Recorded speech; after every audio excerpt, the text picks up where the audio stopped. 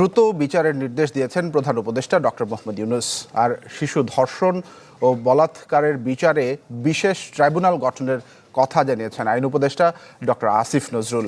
সচিবালয়ে তিনি বলেন 7 দিনের মধ্যেই শুরু হবে আসিয়ার ধর্ষণ এবং হত্যা মামলার বিচার কাজ।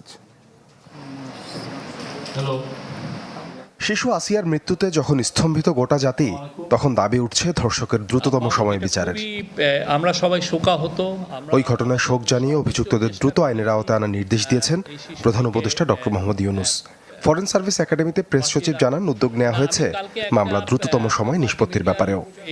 এই ঘটনায় অভিযুক্ত তাদের সবাইকেই অলমোস্ট অ্যারেস্ট করা হয়েছে এবং আজকে চিফ অ্যাডভাইজার কঠোরভাবে নির্দেশ দিয়েছেন যে এদেরকে যারা যারা অভিযুক্ত তাদেরকে যাতে খুব দ্রুত বিচারের আওতায় আনা হয়। উৎসবের খুশি হবে নগদে বেশি, কারণ ঘন্টায় ঘন্টায় আছে গিফট জেতার সুযোগ।